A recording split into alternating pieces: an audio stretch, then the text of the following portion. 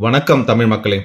இன்னைக்கு தாவேகா சார்பா நடத்தப்படுற எஸ்ஐஆருக்கு எதிரான கண்டன ஆர்ப்பாட்டங்களை பத்தி பேச போறோம். இது உண்மையான கண்டன ஆர்ப்பாட்டமா இல்ல ஒரு கண் துடைப்பு நாடகமா அப்படிங்கறத பத்தி பேச போறோம். இதுல என்னோட முதல் கருத்து என்னன்னு கேட்டீங்கன்னா, எந்த போராட்டத்துக்கும் தலைவர் வரவே மாட்டாரு நேர்ல. எல்லா தொண்டர்களும் போய் எதையோ எதிர்பார்த்து அவங்க சொல்றதை இங்க செஞ்சிட்டு இருக்காங்க. இது ஒரு ஜனநாயக கட்சிக்கான ஒரு கொள்கையா?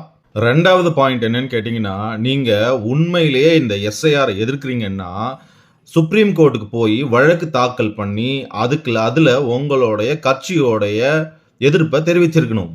மித்த கட்சிங்கள்லாம் பூத் லெவல் ஏஜென்ட்ஸ நியமிச்சு, இந்த எஸ்ஐஆர் சரியான முறையில நடக்கணும் அப்படிங்கிறதுக்கு பொதுமக்களுக்கு உறுதுணையா இருக்கிறாங்க. ஆனா, நீங்க வெறும் ட்விட்டர்ல மட்டும் தான் ட்வீட் போட்டுட்டு இருக்கிறீங்க.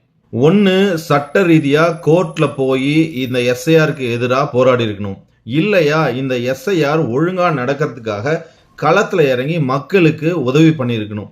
ரெண்டுமே இல்லாம இந்த கண்டன ஆர்ப்பாட்டம் அப்படின்னு ஒண்ணு நடத்துறது எதுக்குன்னு எனக்கு உண்மையிலே புரியல. என்ன பொறுத்த வரைக்கும் நீதிமன்றத்துக்கும் போகாம மக்களுக்கும் உதவி பண்ணாம இந்த போராட்டம் நடத்துறது ஒரே விஷயத்துக்கு தான். என்னன்னா, நாங்க பிஜேபியோட சப்போர்ட்டர்ஸ் இல்ல அப்படின்னு நிரூபிக்கிறதுக்கான ஒரு விஷயமா மட்டும்தான் இதை நான் பார்க்கிறேன். நன்றி மக்களே.